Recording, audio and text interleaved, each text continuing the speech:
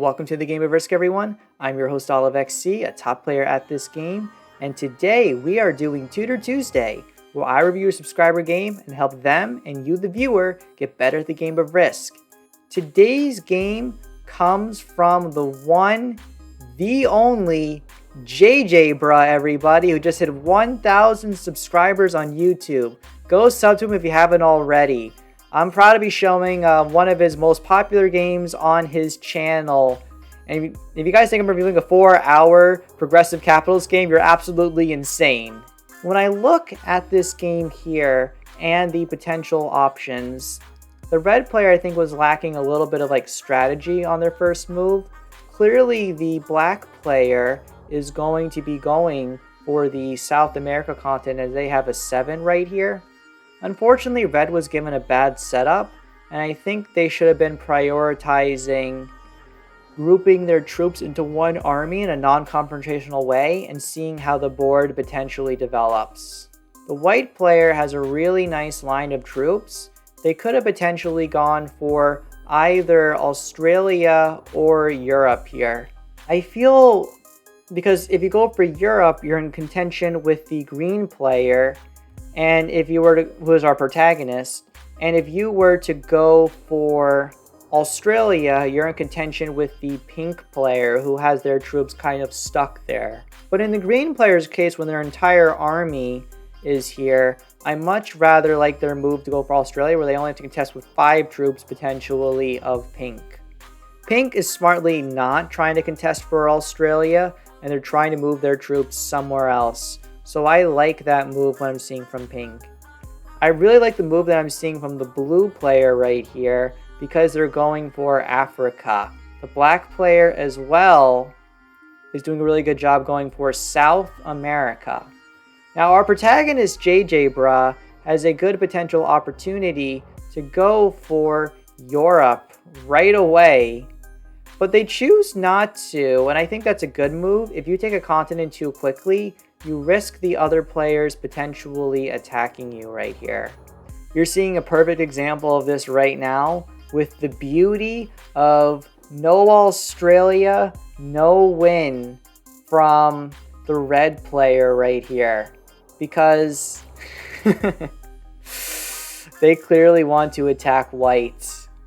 They do smartly move their troops out of Europe, as it's very clear that you're going to be going for it. Normally, when doing the Europe play, it's best to leave 2 stacks. You can leave a stack in Iceland and a stack on Northern Europe right here to give yourself maximum movement. And that way, if any of your territories are broken, you can re-attack right back. Otherwise, you just do a turtle strategy in the region.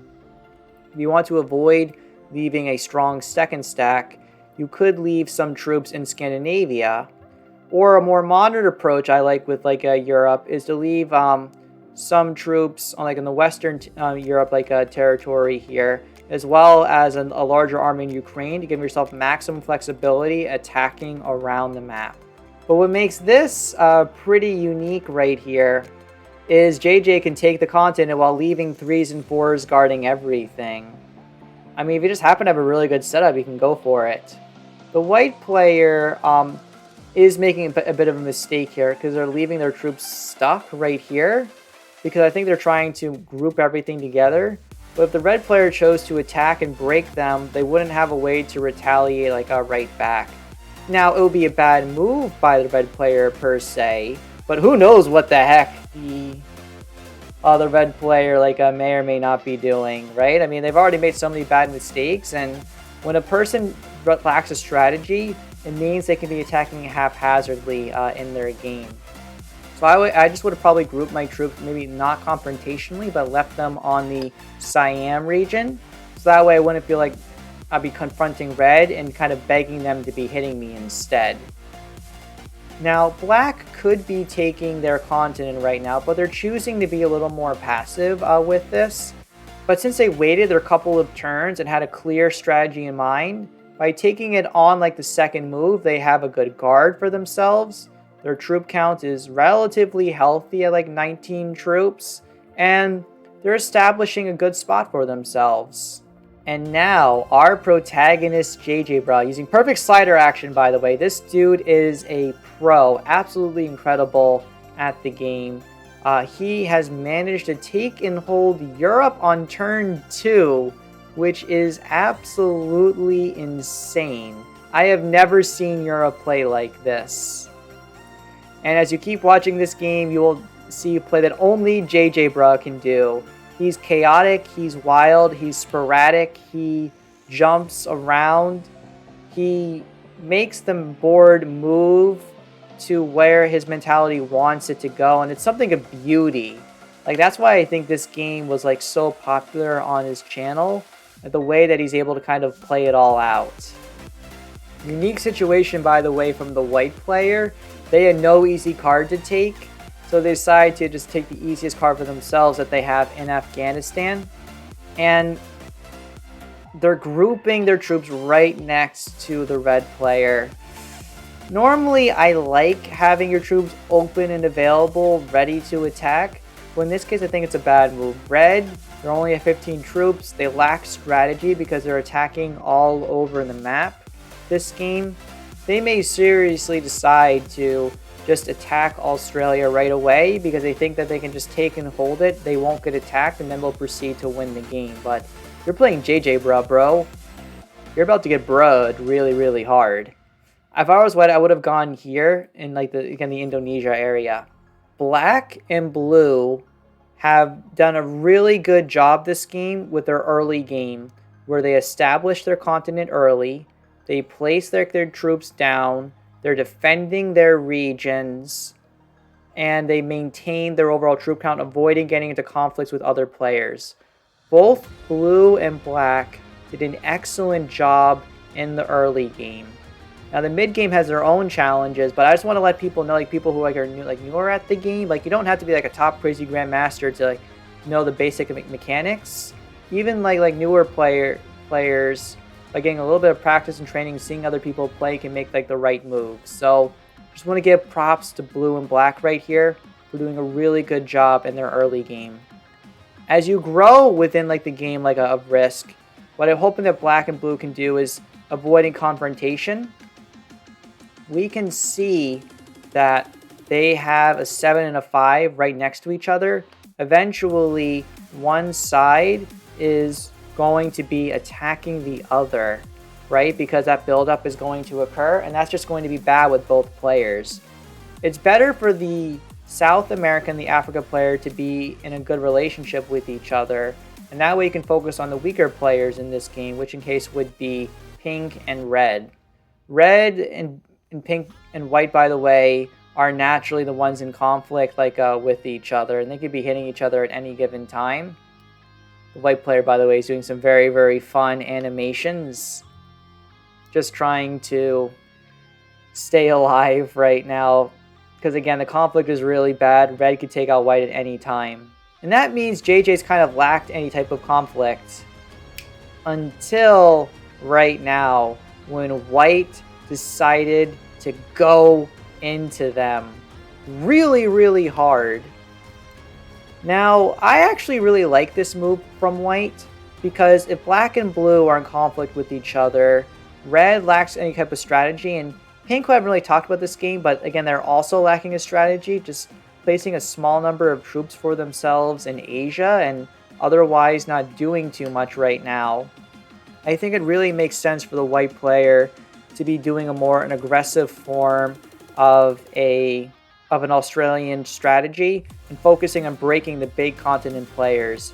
If JJ continued to be holding a large number of troops every single turn, they would just be able to dominate the game. So this was an excellent, excellent move from the white player.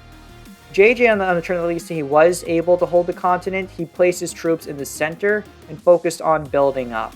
So even though he took a massive attack and lost a lot of troops, he's still at above the 20 troop mark and is overall safe, even after getting the attack from pink as well, who made a good move, clearing JJ out of the pocket and leaving him trapped in the center of the board. That's a good little move when you're trying to kind of consolidate and cause tension with players, as JJ can only attack white. But now, guys, remember what I told you before? about the theory about how placing your troops down. Black attacked blue because they left their troops right next to each other. And of course, blue gives the devil face. They're naturally really upset about all of this. It was a very, very bad move. It's better for the South American player to leave their troops on Peru and the blue player to be leaving their troops on East Africa. By leaving their troops on those locations, you give yourself options to retaliate if attacked, but also you minimize your overall troop loss. JJ, by the way, is doing some great consolidation. And instead of taking this continent right away and trying to hold it again, where the white player may decide to attack them, again, with a set no less, he's not taking the continent, he's just trying to consolidate his troops together.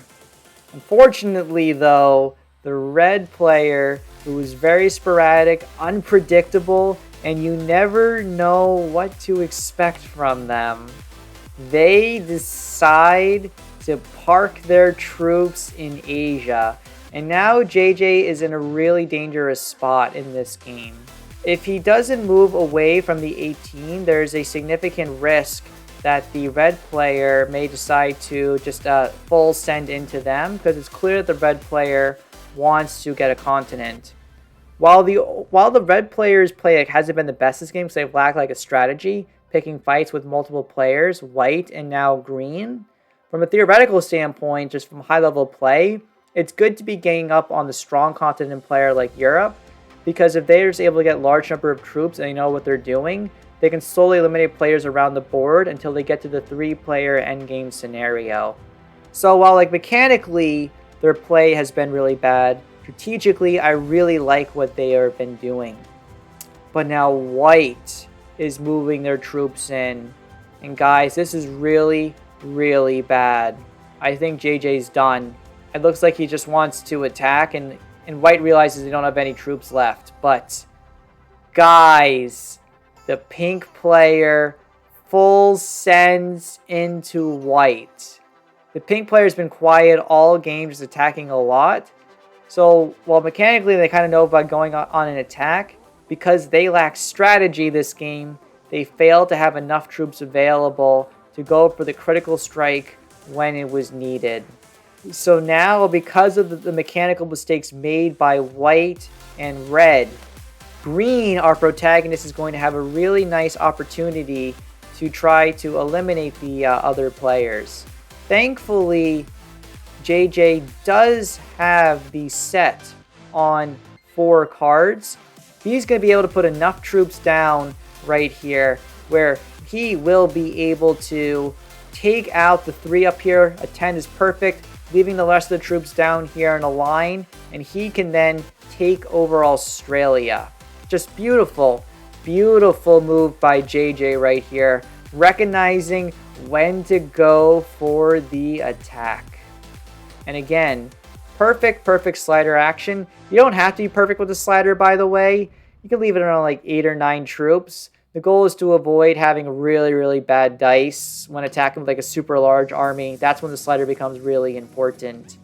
But white is eliminated from the game, and JJ gets 5 cards out of it.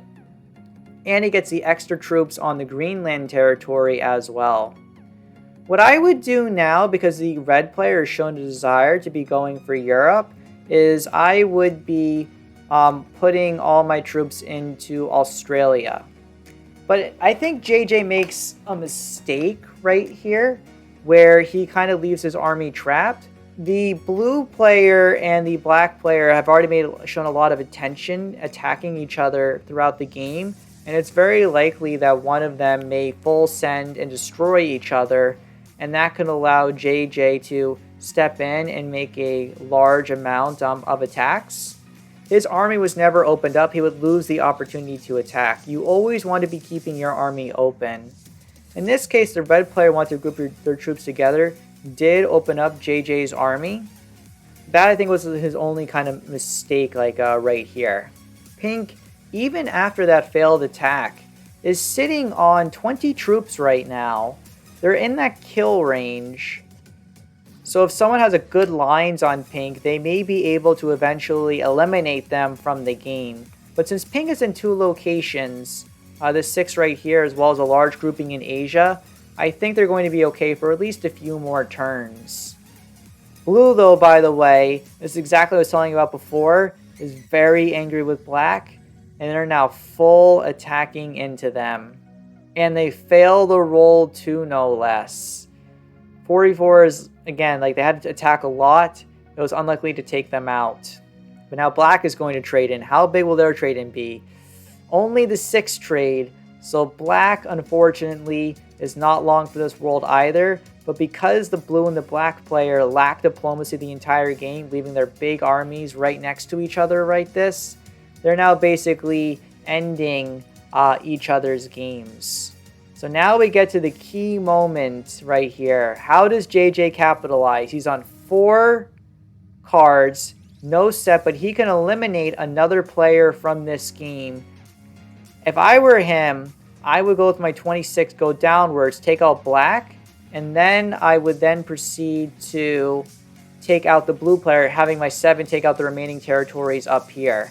And guys, JJ is a pro, a master, a maestro, a conductor. He bends the board to his will, and he makes a wonderful attack right here. And he takes out the black player, getting their 3 cards, all the soldiers in the world, and thankfully he has a natural set to be trading in. And now that he's traded in, he can lead the rest of his troops down to eliminate the blue player from the game. I would have left a couple more troops down in North Africa because, as you can see, he had a 3v1 right there. And if that failed, he would have been unable to eliminate blue, and that could have left him in a very, very tough situation. Unfortunately, he's going to be getting a 4 trade on the next move. What he was trying to do, from what I gather, is have enough troops down to then eliminate the pink player. But as I said before, since pink was spread on 2 locations, in North America and Asia, it's too many troops to safely eliminate them. So this was the only mistake. I would have just left everything down, got the double kill, and now the balance of the game has been broken. The red player has 24 troops, the pink player only 20. JJ Bra is on 57 and 5 cards. He has more troops than both players combined. However, the red player has a very lucky big set on 3, and they trade in the right way. What the red player should be doing now is attacking our protagonist green as much as possible, breaking their continents and lowering their overall territory count. JJ is about to be getting a set and 5 cards. On 5 cards too. He's still a menace. We know, watching from his perspective, that he only has a 4 trade, but if he were to have the 10 trade, he would just be proceeding to win the game. But still, this was a good play from the red player. Until right now, he took too long. The timer has run out, you guys. And now his army is trapped in Argentina. And since he's only on 1 card, he cannot be having a set again. So pink just breaks red as a little hair melee play. Just trying to stay alive for themselves. But it's too little, too late right now. JJ Bra recognizes the moment to strike, taking out the pink player from the board, and he's attacking to the right too, to continue pathing himself forward to then clear out the rest of the board right here. Getting the 4 cards, getting a huge trade-in, saving the wild 2, no less. And JJ continues his perfect pathing right here. We're going in. You can see the way that he just paths out his troops. He is now going in, and he will be able to attack everywhere around the board, getting the large continental troop bonuses by taking advantage of red's weakness. He will then be able to take this game right here. If you're enjoying this content, please consider subscribing and following me on Twitch. And again, thank you to JJ Bra for letting me show his video and for him getting to 1,000 subscribers. This is OliveXC. signing off.